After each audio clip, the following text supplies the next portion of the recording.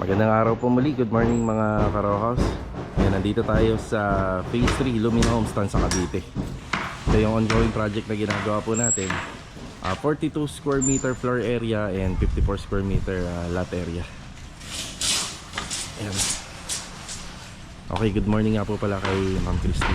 Bali, isa to sa mga assignment natin mga Karohouse ngayong araw. Tapos update din po tayo dun sa ibang project natin dito sa Lumina. Ayan, bati mo na. Badong, good morning. Wala pa po sila ron? Wala pa. Page 1? Ayan, bali, dito muna tayo. Naman ako boss tulong. Si Kuya Doming, good morning po Kuya Doming. Good po. Good morning. Master Joe, good morning. Good morning. Mark, good morning. Good morning pa. Louie, good morning. Good morning. Eto na po yung mga nagagawa rito. Ayan, bali, after po na masintadahan to, ang kasunod di sa palitada. Nakabilaan na po yan, tsaka rito. Tapos itong mga poste, nakaschedule po para sa wiring. So yung 4 na poste po na yan, meron po yung mga ilaw. Yan, lamp post, then pwede na po yan mapormahan. Tapos bukas schedule natin yung flooring po nito. Yung preparasyon ngayon para bukas magbuhusan. Ayan yung header, then yung sa poste, kaya inayos na gamit yung palitada. Ayun na po ito. Ayan. Sa loob, yan, may palitada na rin po rito sa loob. Yan. Dito medyo maraming trabaho sa TNB. Yan, maraming gagawin na trabaho po dyan. So isa-isahin po natin yan. Then hindi pa tayo makakapag-tiles po sa second floor. Gawa ng i-demolish pa to. Siyempre yung vibration, iiwasan natin yan. Kailangan ma-demolish po muna to bago po yung installation ng tiles sa taas. Na-clearing muna tayo rito. Kahapon nga po pala may dumating na additional na buhangin. Ayan na. Yung bagong buhangin yan. Bali mga ginagamit namin dito puro more on pinagbistayan na lang. Ang hindi na lang po gagamitan ng bistay dito yung sa flooring dito sa harap. Pinaka natural na buhangin.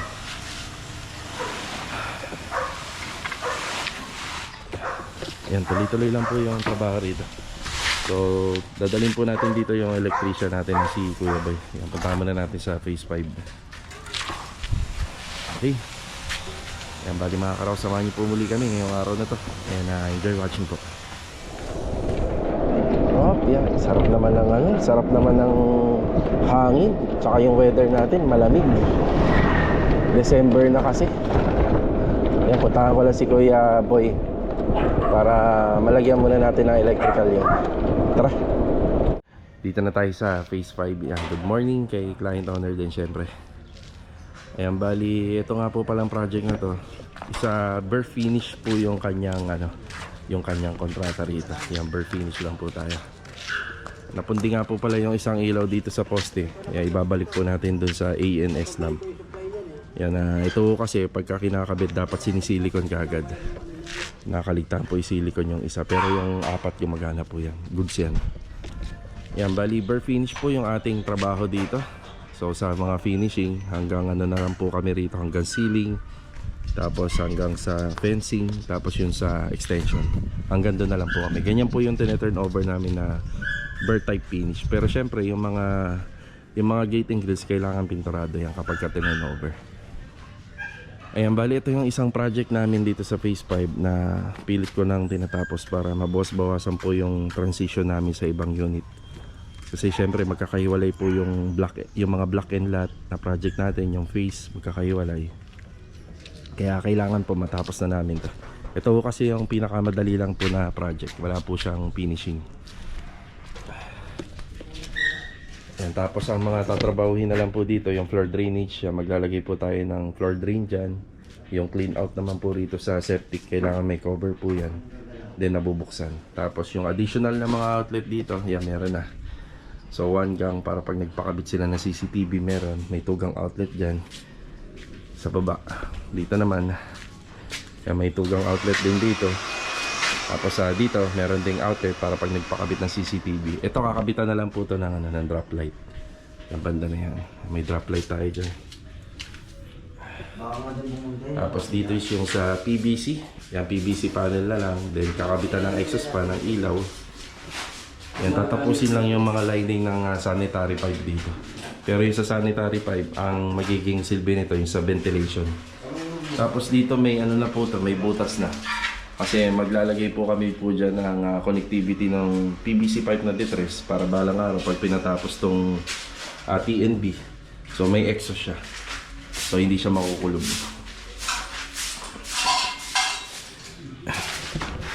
Sa ngayon, ito po yung ikakabit natin na clean out.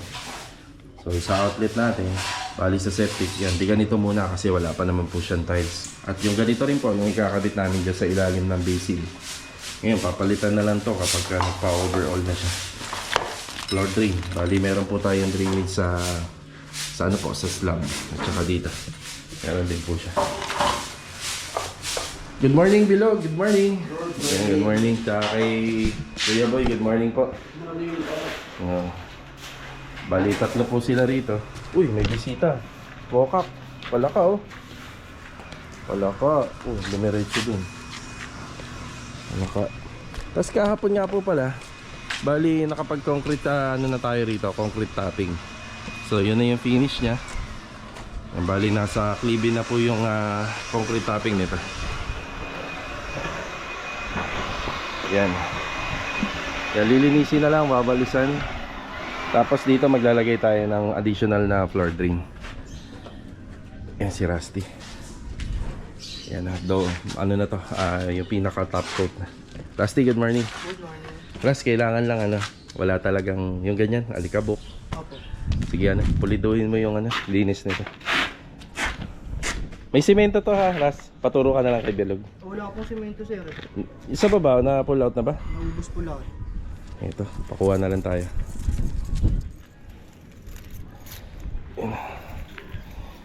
Wala na pala simento rito. Ubus na.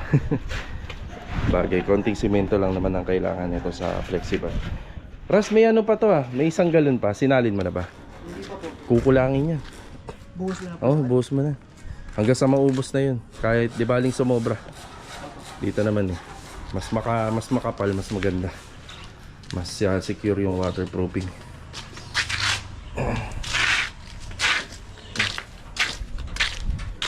Gamitan mo na lang ng walis to. Para mas maganda linisin. Yan, bali double top coat na tayo ng waterproofing. Ayan yung kagandahan po mga karos kapag nakaano po siya.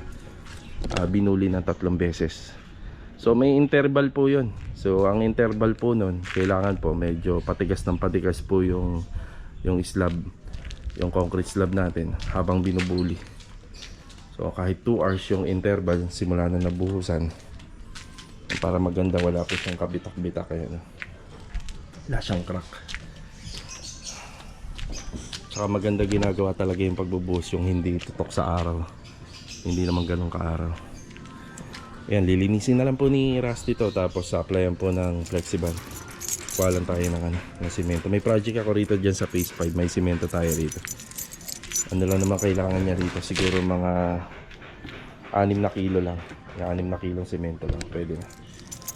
Bale, ito mga karaos, mauna na po ako sa kanila. Si Bilog na lang po ang kukuha ng simento po doon. Yan, dito lang naman din yan sa phase 5, malapit sa ginagawa namin dito. Okay, pupunta tayo ng hardware. Bibili muna tayo ng pang-electrical. So, bili tayo ng mga tubo, pang-electrical PVC. Bili rin tayo ng mga long elbow para dito sa project natin sa phase 3, yung kanina, yung sa intro. Napatingin ko na nga rin pala si Kuya Dindo at si Kuya Rigor dito. Nandito nga pala sila. Yan, bago tayo malis.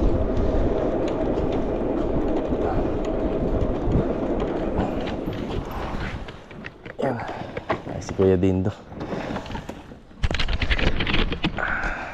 Ayan, good morning din nga po pala kay Sir John. Kay Sir John, yung aming kliyente. Ayan, naglinis na si Kuya Dindo rito. Yan, bago ang lahat, binabati uli natin ang happy birthday ngayong December 5, si Kuya Rigor. Yan, maligayang araw.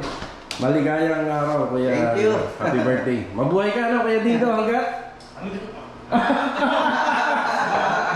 Nabulo na, kumakain kasi. Yan, syempre, mabuhay hanggat gusto mo pa. Mabuhay ka hanggang gusto mo. Okay. Painom ka, mamaya. Oo nga no, may ganap na kuya. May ganap ba? Doon tayo sa inyo? Kung nakakot ng pera ko 1,000 lang din. Hindi naman kailangan ano eh. Oo, hindi naman kailangan ng marami. Maano lang no?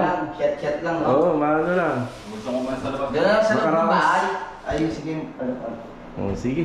Sabi ni Louie, ano raw eh, video okay. Gusto ng video okay na. Kahit sa cellphone lang daw. Bahala siya lumos, sa labas na ako. Bahala siya dyan. Kaya din to, lagi naman na natin ginagawa to eh. Oo. Yung sa punch list halos lahat, wala naman ako napansin. Yun, yung Meron. sa cob ceiling, iikutan na. Ikutin, meron sa taas eh. Oo, yung iikutan. Ang final na yun, boss. Yan pang final. Nangin ko nilabas para... So, ako po kasi bira na ako magbigay sa kanila dahil pagpunta ko pa lang, halos okay na. Di ba? Lagi na po namin itong ginagawa. O siguro dun sa ibang unit, sa ibang subdivision dun ang bago. Yun ang tututukan. Pero dito, halos wala na akong makita. Yan, retouching na lang naman po yung iba rito. Siyempre, ang tinitingnan natin dito, una, lahat gumagana yung ilaw. Gumagana lahat ng function ng water line, tapos walang leak. So, lahat to gumagana sa water closet. Yan, sa lahat ng electrical, yan, dapat lahat gumagana. Tapos pangalawa, kompleto. Plate cover, yan, kailangan kompleto yan bago i-turn over. Yan, gumagana lahat. At tapos, syempre, yung cleanliness. Yan, isa yun. Yan, tinitingnan ko rin po yung mga lagpas-lagpas na pintura. Tapos yung linis, yan yung mga tinitingnan ko. Tapos yun nga, hinuhuli po nila yan, yung taas yan, pinapaalala ko lang. Ay, lagi po nilang hinuhuli yan. Mas nakapokus muna sila dyan sa labas kasi itong December na to, paiba-iba po yung weather natin. Minsan umuulan, minsan maaraw. Pagka maaraw, yan, sasamantalayin natin yung panahon. Dito sa taas yan, linis. Ilinisin na lang yan. Alikabok. Dito kasi mag-aalikabok pa. Yan na. Yan sa mga curtain nga pala, curtain rod. Ayan na, ikabit na po nila Master Jojo. Tapos dito, yan may mga sampayan na po yan. Last priority. Yan dyan, madali na lang po yan. Tapos ito, dinimolish na natin. Tinibag na. Yan. So, yung aircon grills na to, naka-ready na rin. So, ikakabit na lang. Pero ayusin muna to. Kailangan niyang palitadahan. Yan. Yung dumi pa ng konti, nag-alikabok.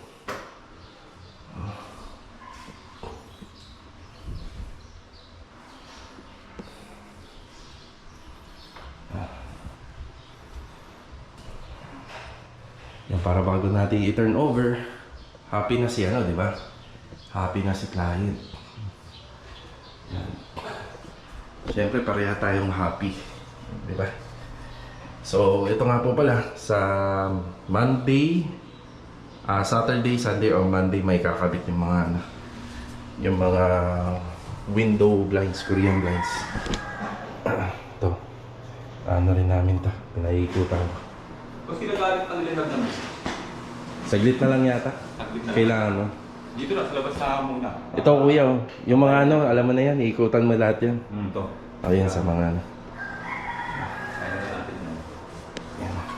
Yan, retouching. Dati na may pintura to, bali re-retouch na lang. Yung sa mga pinto. Kaya may mga ganyan yan. Retouching. Emulsion to. Acrylic emulsion na pala, no? Parang may lagay ko yung gamit dito. Oo. Tapos ito naman. So bali acrylic emulsion, yan na yung parang pinaka finishing touch namin. Kaya bahagyang kikintab to, tsaka magda-darker ng konti. Tapos after nito, dito naman.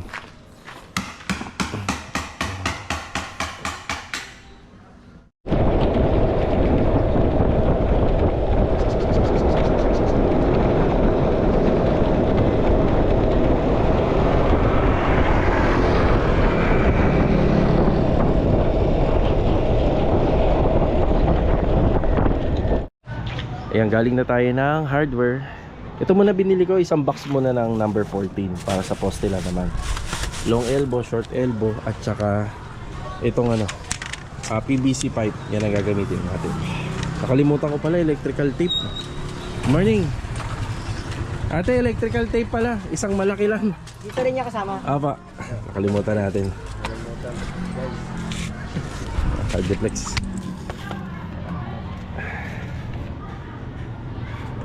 Salamat eh. Thank you.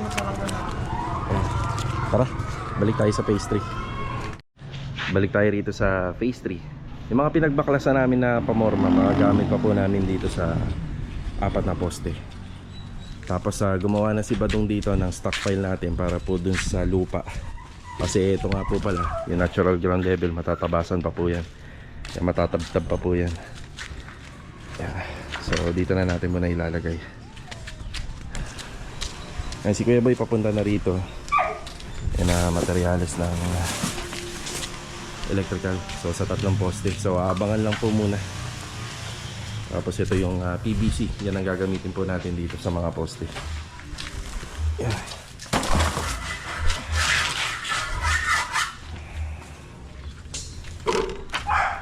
Ayan, preparasyon muna tayo.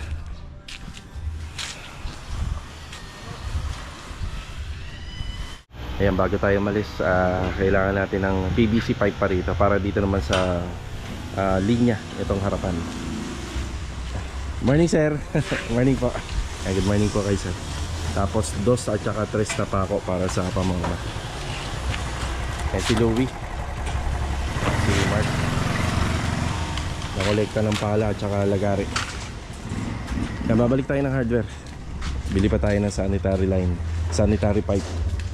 Ayan. Tara. 1 kilong D2 na common, 1 kilong D3 na common. Isa lang yung PVC na D3 pala, tsaka 1 Y. Ayan.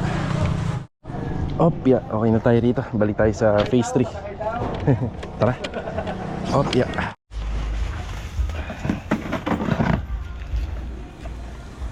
Ayan.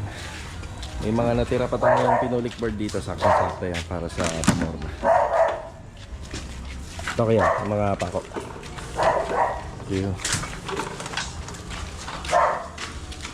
Bye. Dito nga po pala, nandito yung connectivity nitong floor drain dito sa taas. Tsaka yung catch basin natin dito sa may lababo. So nandito. So pag natapos namin to, maglalagay po kami ng outlet dyan. Yan para sa catch basin. Tapos ito yung floor drainage natin. Meron din po dun sa dulo, floor drain. Hintayin lang natin si Kuya Boy. Electricalan niya na po ito. Yan, pwede naman po mahuli na yun. Ihahabol na lang. Kumain lang po yung mga forma.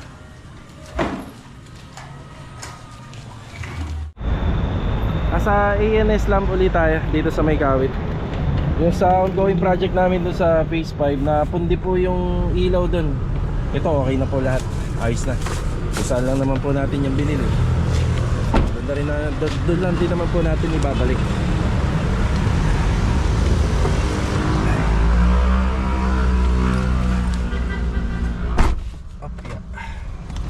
Yan, syempre tayo yung bumili ng ilaw.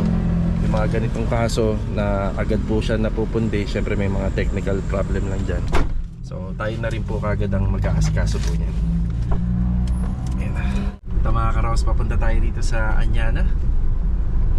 Yan, syempre araw-araw po natin binibisita yung ating project dito.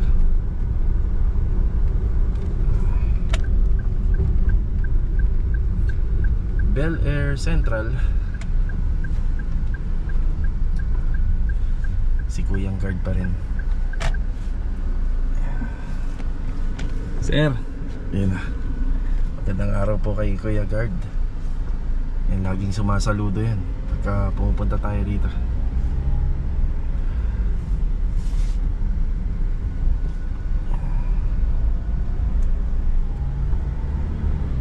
Dito kami ni Mrs. sa Vista Mall. Binilhan natin ng cake si Kuya Rigor. Yan, papartneran na lang po natin to ng inihaw na manok mamaya.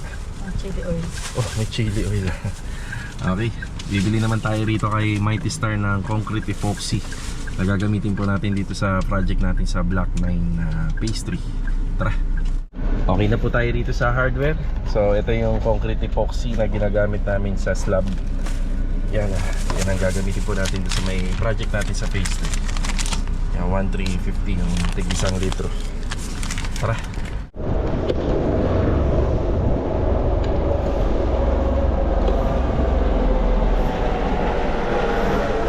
Ayan, update tayo dito sa ongoing project natin sa phase 3. Ayan, nandito yung mga tropa. Tapos ito na yung mga nahuhukay. Ayan, napansin ko marami kaming pinapahakot na panambak po dito. Bago po kasi natin to gawin, talagang gawa na po siya yung ibang part. Kaya sa pagde-demolish pa lang, pagde-dismantle, marami tayong ipapahakot. Ayan, post. Isang busa na lang to yung ginawa nila rito. May natira naman kasing mga pinulik board pa. Ayan, outlet. Ito yung trench drainage natin. Ayan, meron tayo rito. Sa layout na. Bukas sa schedule ng bukas to. Ayan yung electrical. Kuya ba, isang series na lang to, no? Yung apat na poste. Ibig sabihin niya isang switch na lang or isang circuito. Opo. Ayan na. Yung PVC yung ginamit natin dito. Luminis. Pero malilipat po yung water line na to. Yung water line na yung mapupunta rito. Tapos dun din po, dito rin. Kaya merong gumawa sila ng ano rito. Kaya gumawa po sila ng catch basin dito. Magkakaroon ng faucet.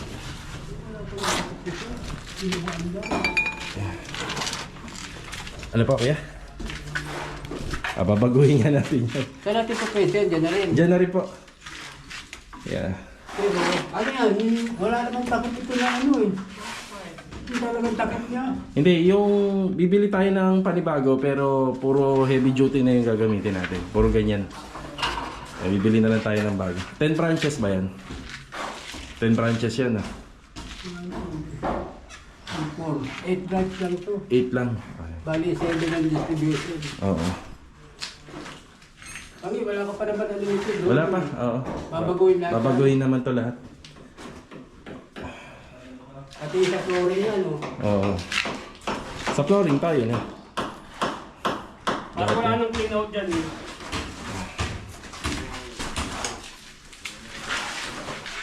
Tapos yung sa taas nga po pala, kung ba't tayo bumili ng concrete epoxy, may problema po dito. Ayan, nakitang kita. Basang-basa. Ayan o. Ayan. Ayan. Basang-basa pa rin po siya. Yan, basa. Bali, maganda naman po yung weather. Bukas na po namin nakasikasuhin. Bukas na po natin asikasuhin. Bali, i-concrete epoxy po natin tong gilid. Yung patihan niya, ang gitna niya.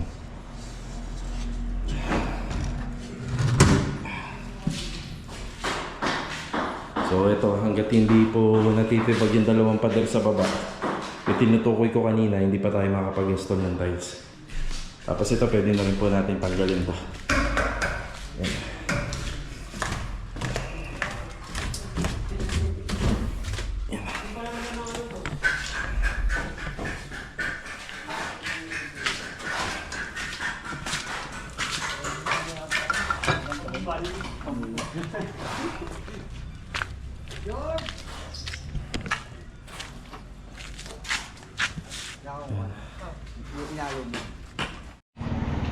Yan, uwian na po.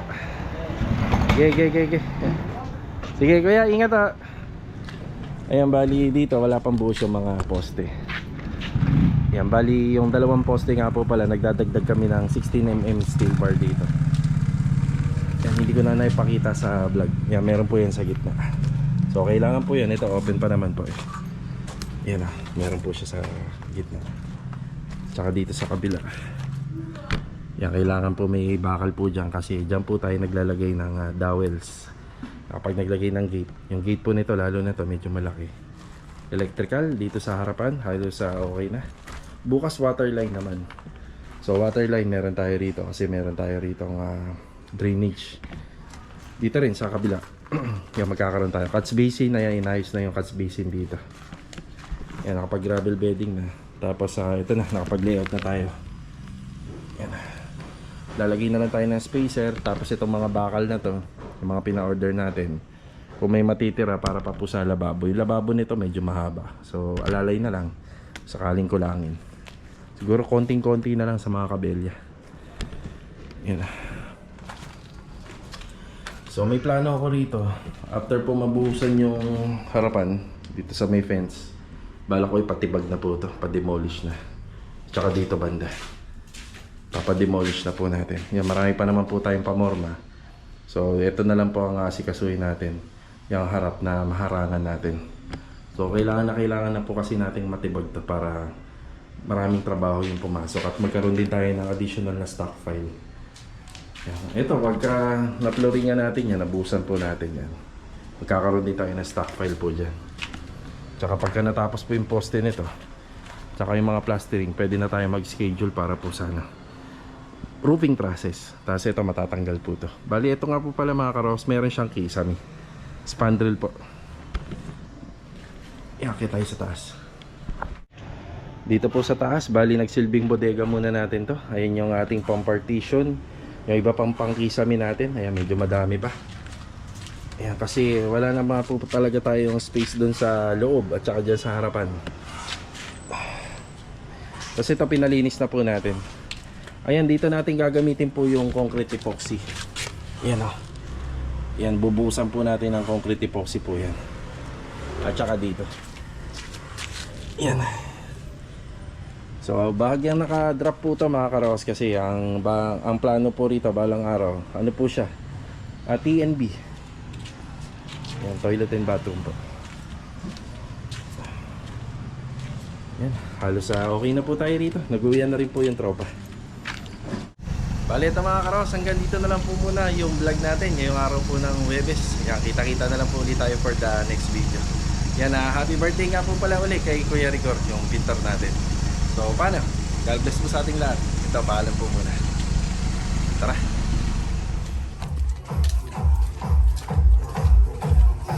Tawi! Ingay Rita. Yan o. Happy birthday, Kuya! Happy birthday! Boss, thank you. Salamat, boss. Sige.